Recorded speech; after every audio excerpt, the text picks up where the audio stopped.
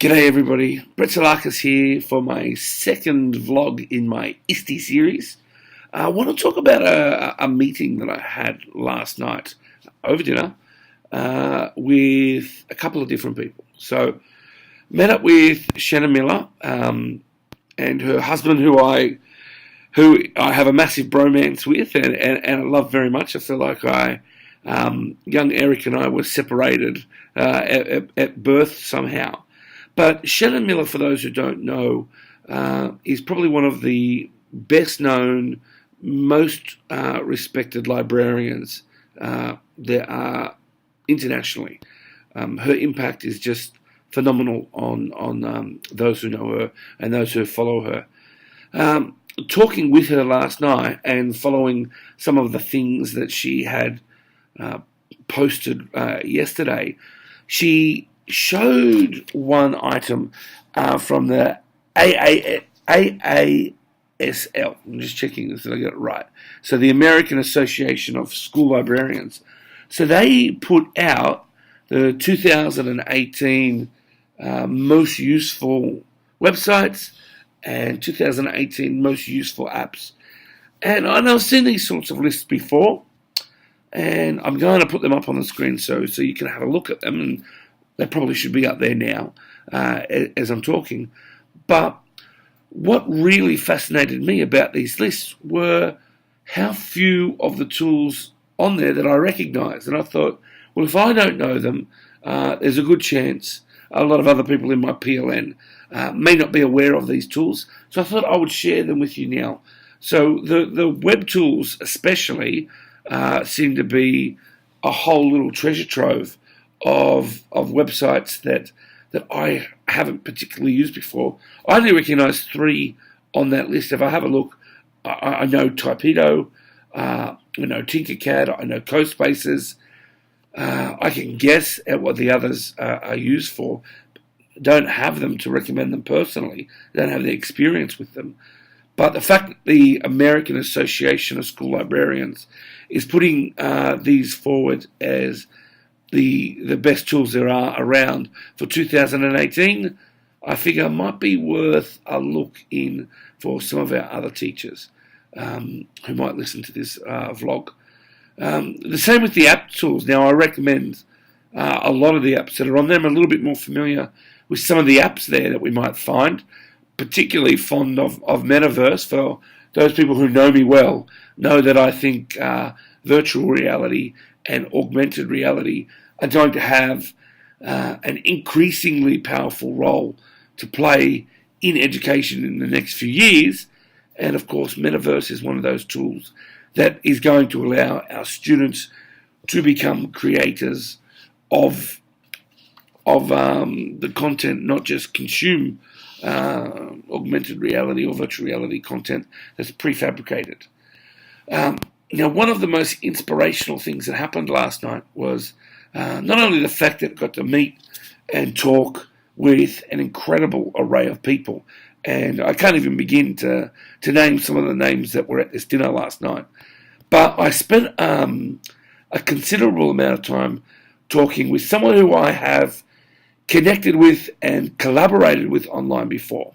In fact, for a year or two now, but have never had the opportunity to meet in person.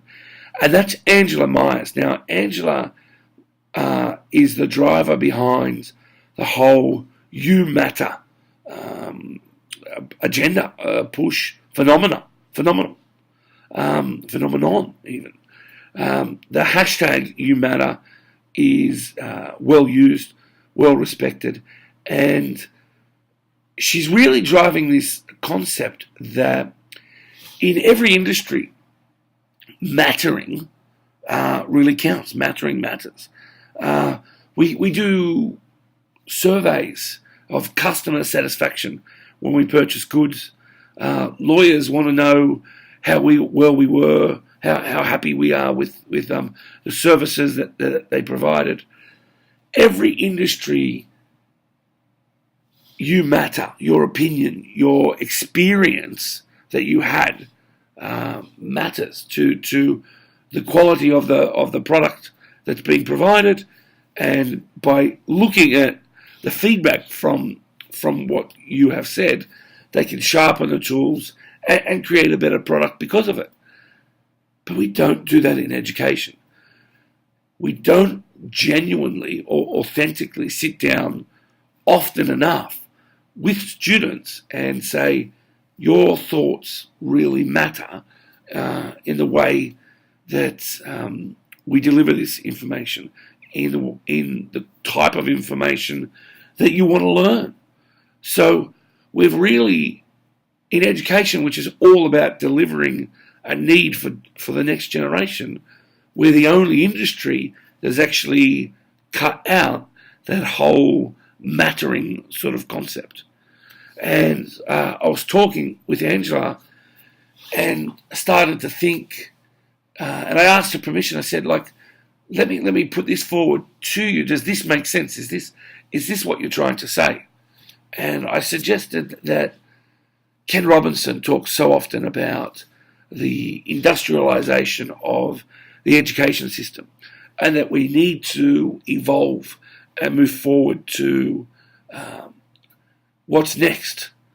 However, what Angela is putting forward, or what I understand Angela is putting forward, is that she's not advocating some sort of next evolution that is very cloudy and unclear, and we're yet to really figure out what it is. See, she is suggesting that we actually go back to a pre-industrialization sort of concept, when we had that small village, that small town mentality, and that everyone in the community matters. Your role, your place, your contribution is incredibly important to those around you. And that certainly resonated with what Angela was thinking. And then she gave me the whole small town sort of concept. And I love how she sort of explained it, that in like a small town, if you moved to a small town, that'd put on a big celebration sort of meal for you, and everyone would come and share, and you would benefit from this beautiful community, and that would be great for the first or second time you were there. But going on from that, there would be an expectation that you wouldn't just be receiving the products of everybody else, but you'd also be contributing to it, so that the next time that you met, and everyone else brings the corn and the pie and all that sort of stuff, you've got your potato salad, and you'd add your potato salad to the table, so that you're part of this contribution. So could that be that's such a powerful concept? Because could it be that what is missing in society is for our students,